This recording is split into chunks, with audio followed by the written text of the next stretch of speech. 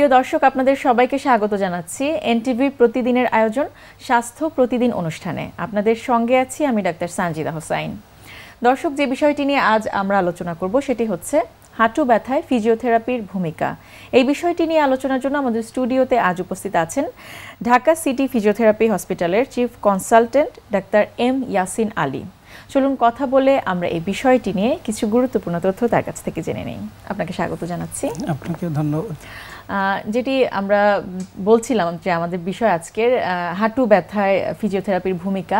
হাঁটু ব্যথার প্রধান বা সাধারণ কারণগুলো শুরুতে একটু জানতে চাচ্ছি। হাঁটু ব্যথা আসলে খুব কমন একটা টার্ম। আমাদের বয়স 40-এর উপরে হলে যেমন সাধারণ বাংলায় আমরা বলে থাকি চুল পেকে যায়, এরকম আমাদের মানে হাড়ের একটা ক্ষয় হতে থাকে বয়সের সাথে সাথে। এবং হাড় ক্ষয় হওয়ার যে মূল কারণ সেটাকে আমরা অস্টিও আর্থ্রাইটিস বলি।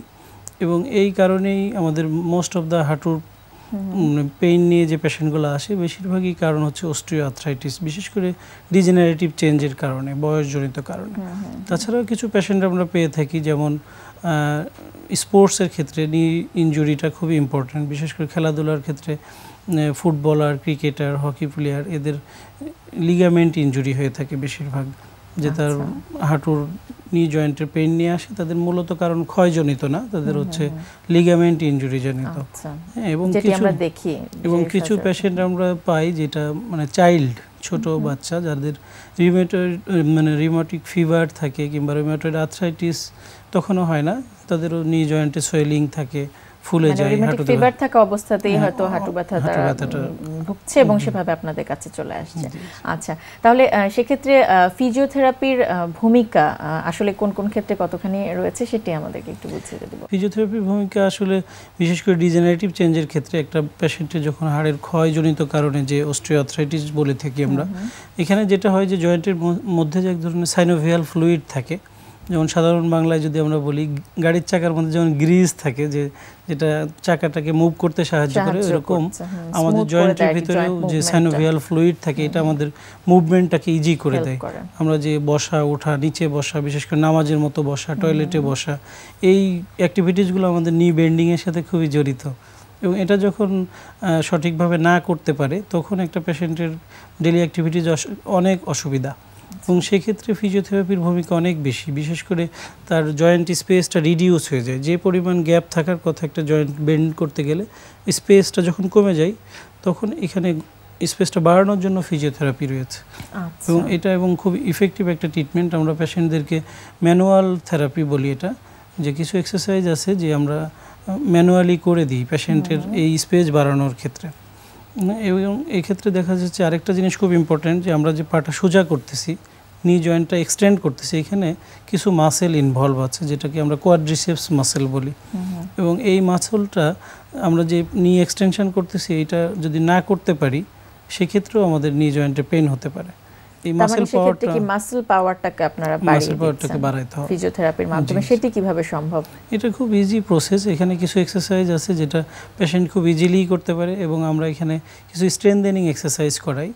যেমন মাসেল পাওয়ারটা বাড়ানোর জন্য প্রথমে তাকে মানে গ্র্যাভিটির এগেনস্টে আমরা এক্সারসাইজ করালাম, যেটা খুব ইজি, যে পেশেন্ট নিজেই করতে পারলো। এরপরে আস্তে আস্তে গ্র্যাজুয়ালি মাসেল পাওয়ার বাড়ানোর জন্য আমরা কিছু ওয়েট দিয়ে থাকি। এটার জন্য কিছু টেবিলও আছে যেটা আমরা সেন্টারে ইউজ করি। এটাকে আমরা এনকে টেবিল নামে একটা টেবিল আছে যেটা কোয়াড্রিসেপস মাসেল স্ট্রেনথেনিং এক্সারসাইজ করানোর জন্য এই টেবিলটা ইউজ হয়। আর বাসায়ও একটা পেশেন্ট করতে পারে, তার জন্য কিছু মনে করেন ওয়েট নেওয়ার জন্য অনেক সময় স্যান্ড ব্যাগ ইউজ করে, কিছু ওয়েট আলাদাভাবেও পাওয়া যায়। এগুলো একটা প্রসেসের মাধ্যমে খুব ইজিলি এক্সারসাইজটা করা যায়। আচ্ছা, শিশুদের ক্ষেত্রে যেটি বলছিলেন যে রিউমাটিক ফিভারের সময় যে ব্যথাটা হয় হাঁটুতে, সেই ধরনের প্রবলেম নিয়ে আসে, তখন আপনাদের চিকিৎসা কি থাকে? হ্যাঁ, এখানে চিকিৎসা খুব ইম্পর্ট্যান্ট। যে এই ক্ষেত্রে তো আর বোনসের কোনো ডিজেনারেটিভ চেঞ্জ হয় না। এখানে যেটা হয় যে তার ওই ডিজিজের কারণে জয়েন্টটা ইনফ্লামেশন হয়, ফুলে যায়, এবং ফুলে যাওয়ার কারণে তার ওই ডিজিজ প্রসেসের কারণে পেইন হচ্ছে। সেক্ষেত্রে আমাদের হট অ্যান্ড কোল্ড থেরাপি আছে। এই আইস থেরাপি দিলে তার সোয়েলিংটা কমে যায়, প্লাস তার ওখানে যে মাসেলগুলো থাকে যে এগুলো ডিউ টু ইনঅ্যাক্টিভিটি, মনে করেন পেনের জন্য মুভ করতেছে না, এই নড়াচড়া না করার কারণে তার মাসেলগুলো উইক হয়ে যায়। এই ক্ষেত্রে কিছু স্ট্যাটিক কোয়াড্রিসেপস স্ট্রেনথেনিং এক্সারসাইজ আমরা বলি, পাশাপাশি সে তো কিছু মেডিকেশন নিচ্ছেই তার ওই সমস্যাটাকে রিকভার করার জন্য সেটি কম্বিনেশন করলে ইনশাআল্লাহ অনেক ইফেক্টিভ হয়। যেটি বলছিলেন যে মুভ করার জন্য বা জয়েন্ট মুভমেন্টের জন্য যে স্পেসটা দরকার সেই স্পেসটা প্রপারলি পাচ্ছে না, ওই সময় ব্যথাটা হয়। সেক্ষেত্রে স্পেসটা আপনারা কিভাবে গেইন করেন ফিজিওথেরাপির মাধ্যমে? হ্যাঁ, এটাই বললাম যে আমরা ম্যানুয়াল এক ধরনের ট্র্যাকশন ইউজ করি। ট্র্যাকশন মিন্স টানা আর কি, তো জয়েন্ট স্পেসটাকে বাড়ায় দেওয়া। এখন আমরা ট্র্যাকশন দিয়ে গ্যাপটা বাড়ায় দিলাম, আবার পূর্বের অবস্থানে চলে গেল, তাহলে তো লাভ নেই। সবচেয়ে যেটা ইম্পর্টেন্ট তার ওই মাসেল পাওয়ারটাকে বাড়ানো, যাতে ওই জয়েন্ট স্পেসটা স্টেবল থাকে আর কি। আচ্ছা, এই জন্য কম্বিনেশন ট্রিটমেন্ট দরকার। কম্বিনেশন কতদিন পর্যন্ত এই ট্রিটমেন্টটা আপনাদের করতে হয়? এটা অ্যাকর্ডিং টু সিভিয়ারিটি দেখা যাচ্ছে কিছু পেশেন্ট আমরা পাই 2 থেকে 3 সপ্তাহে আল্লাহর মতো ভালো হয়ে যায়। আবার কিছু পেশেন্টের ক্ষেত্রে একটু লং টাইম লাগে, যারা দেখা যাচ্ছে যে অনেক দেরিতে আমাদের কাছে আসে। আচ্ছা, তাহলে কখন আসা উচিত সেটি একটু জানতে চাচ্ছি। আসলে নি জয়েন্টের পেইনের ক্ষেত্রে ফার্স্ট কন্টাক্ট হিসেবে ফিজিওথেরাপির কাছে, মানে ফিজিওথেরাপি চিকিৎসকের কাছে যাওয়া উচিত, কারণ পেইন কিলার তো আসলে অনেক সাইড ইফেক্ট, মানে বিশেষ করে ব্যথার ওষুধ আমরা সাময়িকভাবে বলি যে একটা লং টার্মে খাইলে তো লিভার, কিডনি এগুলোর অনেক ক্ষতি হতে পারে। এই জন্য সাময়িক ইনফ্লামেশন রিডিউস করার জন্য হয়তো 1 সপ্তাহ 2 সপ্তাহ ফিজিওথেরাপি ব্যথার ওষুধটা নিল, পাশাপাশি ফিজিওথেরাপি শুরু করলো। মানে from the first day of pain সেদিন থেকেই ফিজিওথেরাপি চিকিৎসা শুরু করা যায়। যত তাড়াতাড়ি আসবে তত ভালো ফলাফল পাওয়া যাবে। এক্ষেত্রে একটা বিষয় কিন্তু লক্ষ্য করা যায়, ফিজিওথেরাপি চিকিৎসা নেয়ার ক্ষেত্রে অনেক দিন ধরে এই চিকিৎসাটা নিতে হয় বলে বা একটা রেগুলারিটি মেইনটেইন করতে হয় বলে কিন্তু এটার প্রতি এক ধরনের অনীহা আমাদের রোগীদের মধ্যে থাকে। সেটি কেন এবং সেটিকে আপনারা আসলে আশ্বস্ত করেন কিভাবে? না, এটা আসলে অনেকের ক্ষেত্রে মনে করেন যে হয়তো মনে করলো যে একটা ইনজেকশন দিয়ে দিলাম, যদি পেইনটা কমে যায়, হ্যাঁ, তাহলে কেন 14 দিন কিংবা 21 দিন কন্টিনিউ ফিজিওথেরাপি নিব। কিন্তু আসলে সাডেন কোনো কিছুই ভালো না। আমরা যেটা মনে করি যে হয়তো সাডেন একটা পেইন কিলার খেলো, পেইনটা সে কমে গেল, কিন্তু তার যে সমস্যা, সমস্যাটা তো সমাধান হলো না। মূল যে প্রবলেমের কারণে তার পেইনটা হচ্ছে, সোর্সটাকে রিডিউস করাটাই হলো কিন্তু ট্রিটমেন্ট। আমরা যেটা মনে করি সিমটোমেটিক ট্রিটমেন্ট না, কিউরেবল ট্রিটমেন্ট। তো এই ক্ষেত্রে আমাদের যেটা আমরা করি, পেশেন্টদেরকে প্রথমে একটা কাউন্সিলিং করা ইম্পর্টেন্ট, বিশেষ করে তার রোগটা সম্পর্কে তাকে জানিয়ে দেওয়া যে আপনার এই সমস্যা হয়েছে, অথবা এই সমস্যাটা রিকভার করতে হলে এই ধরনের ট্রিটমেন্ট লাগবে। সো এটা হয়তো অনেক সময় অনেকের কাছে মনে হতে পারে যে 2 সপ্তাহ কষ্ট করব, কিন্তু 2 সপ্তাহ কষ্ট করে যদি রেস্ট অফ লাইফ ভালো থাকা যায়, এটার জন্য স্যাক্রিফাইসটা করতে হবে। তো এই যে হাঁটু ব্যথার ক্ষেত্রে, বিশেষ করে বয়সজনিত হাঁটু ব্যথা যেগুলো আপনি বলছিলেন, অনেক ক্ষেত্রেই দেখা যায় যে সার্জারি করার একটা অ্যাডভাইস অনেকে দিয়ে থাকেন, অনেক বিশেষজ্ঞ চিকিৎসকরা বা সার্জনরা আছেন, তাদের জন্য আসলে আপনার পরামর্শ কি থাকে যে আসলে সার্জারিটা কি জরুরি বেশি, নাকি সাথে আসলে ফিজিওথেরাপি দিয়েই হয়ে যায় তার এই চিকিৎসাটা? এটা নির্ভর করতেছে রোগীর সমস্যাটা সিভিয়ারিটির উপর। কিছু কিছু ক্ষেত্রে থাকে যখন আপনার সার্জারি ছাড়া বিকল্প নাই, যে এমন একটা স্টেজে চলে গেছে তার টোটাল নিটার অনেক সময় ভালগাস ডিফর্মিটি হয়ে যায়, কিছু অবস্থা থাকে যে ওখানে আর রিপ্লেসমেন্ট করা ছাড়া উপায় নেই। আচ্ছা, সেক্ষেত্রে কি আফটার সার্জারি কোনো ভূমিকা পালন করে কিনা ফিজিওথেরাপি? হ্যাঁ, ফিজিওথেরাপি আসলে এখানে প্রি অপারেটিভ, পোস্ট অপারেটিভ 2 জায়গায় রোল রয়েছে। বিশেষ করে তার মাসেল পাওয়ারগুলো ঠিক না থাকলে অপারেশন করেও সে হাঁটতে পারবে না।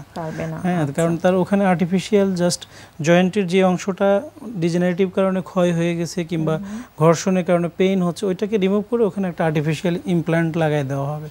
কিন্তু আসলে টোটাল অ্যাক্টিভিটিস কিন্তু সেমই রয়ে গেল, যে আগের মতোই তার মাসেল পাওয়ারগুলাই যদি ঠিক না থাকে সে সঠিকভাবে বেন্ড করতে পারবে না, হাঁটতে পারবে না। আচ্ছা, আর সাথে করে আপনাদের পরামর্শ কি থাকে ডেইলি লাইফস্টাইলটাকে চেঞ্জ করার জন্য, মোটিভেশনের জন্য, যাতে করে এই সমস্যা আবার না হয়? হ্যাঁ, রিপিটেশন যাতে না হয় এই জন্য খুব গুরুত্বপূর্ণ একটা কথা বলছেন। এটা আসলে খুব ইম্পর্ট্যান্ট। আমাদের ডেইলি অ্যাক্টিভিটিজে অনেক কাজই থাকে যেটা আমরা নিচে বসছি, এমনভাবে বসছি যেটা আসলে একটু অ্যাভয়েড করলে হয়তো আমরা আরও ভালো থাকতে পারি। হ্যাঁ, এটার জন্য বিশেষ করে প্রথমত আমরা যেটা বলি, ব্যথা থাকাকালীন নিচে বসা, নামাজের মতো না বসা আর কি।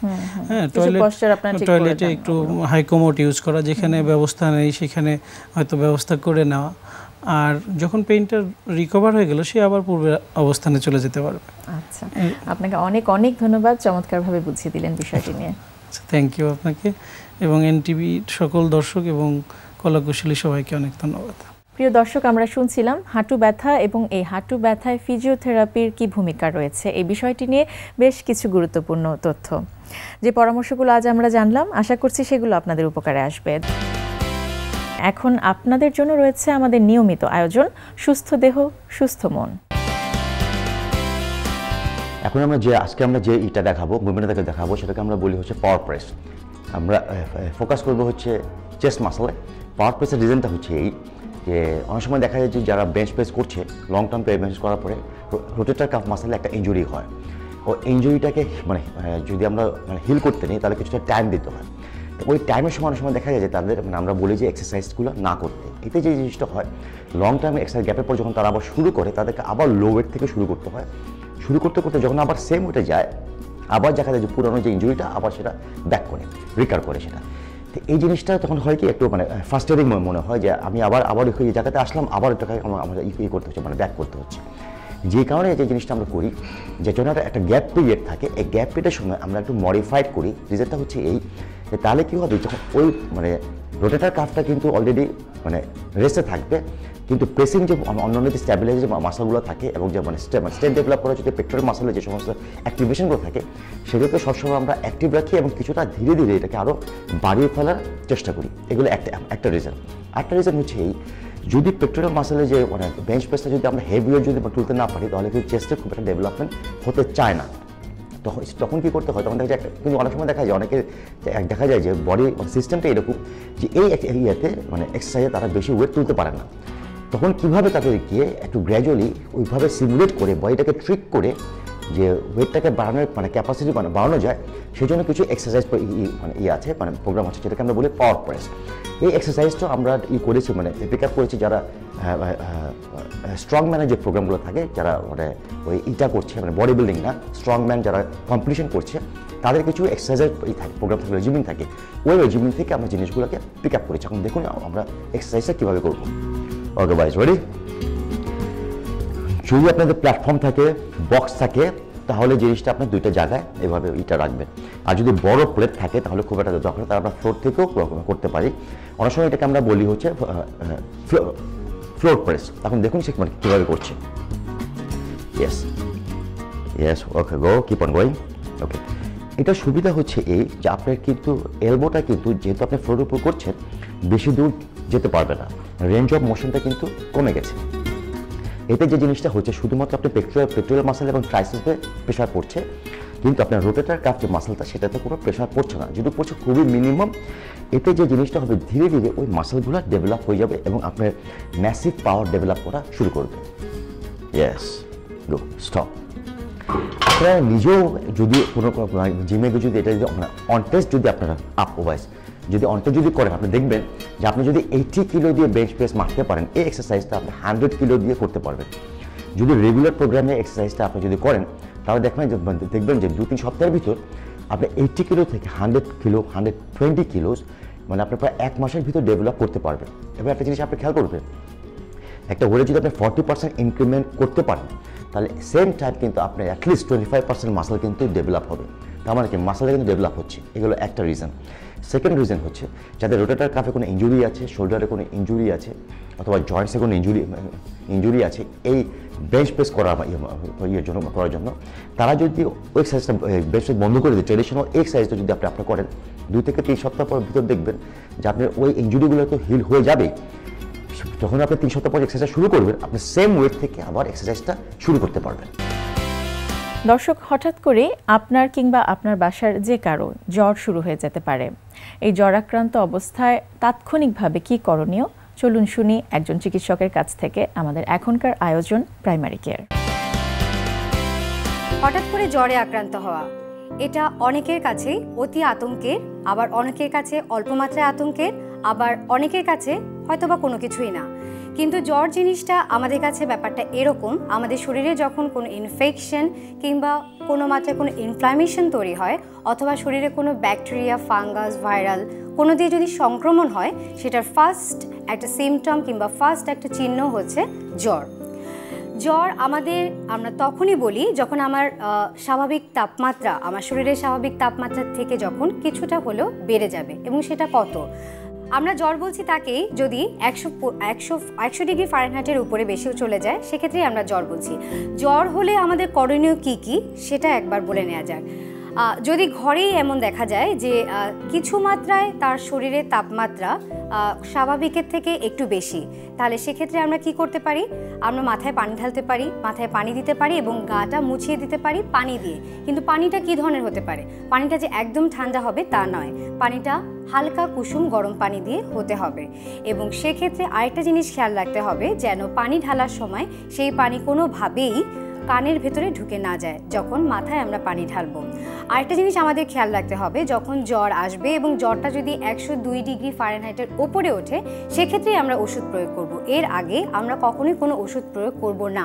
এবং সেক্ষেত্রে আমাদের ওষুধ প্রয়োগের ব্যাপারটা অবশ্যই চিকিৎসকের পরামর্শ অনুযায়ী, যেখানে দেখা যায় যে বাসাবাড়িতে অধিকাংশ মানুষজন জানেন যে নাপা অথবা প্যারাসিটামল জাতীয় ওষুধপত্র খেলেই জ্বর ভালো হয়ে যায়, কিন্তু এক্ষেত্রে মনে করা হয় যে ডাক্তারের পরামর্শ ব্যতীত আসলেই নাপা অথবা প্যারাসিটামল জাতীয় ওষুধপত্র খাওয়া উচিত নয় এবং 102 ডিগ্রি ফারেনহাইটের উপরে উঠলেই এই ওষুধপত্র নেওয়া উচিত।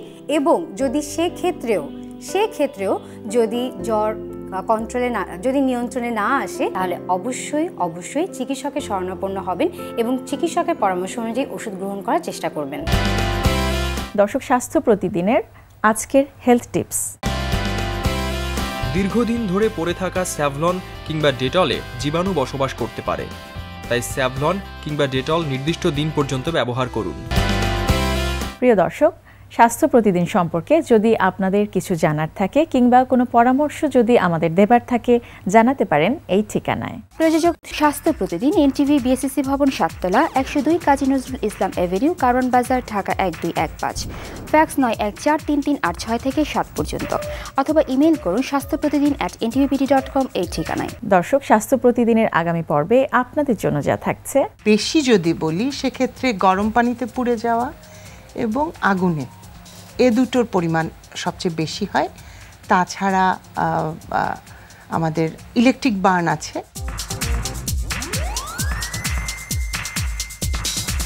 প্রিয় দর্শক, বিশ্বের যে কোনো প্রান্ত থেকে যে কোনো সময় এনটিভিতে সম্প্রচারিত সংবাদ ও অন্যান্য সকল অনুষ্ঠান উপভোগের জন্য ভিজিট করুন আমাদের পূর্ণাঙ্গ ওয়েব পোর্টাল www.ntvbd.com। দর্শক, আজ এ পর্যন্তই। সবাই ভালো থাকুন, সুস্থ থাকুন। আগামীকাল আবারও দেখা হবে ঠিক একই সময় এনটিভি পর্দায়।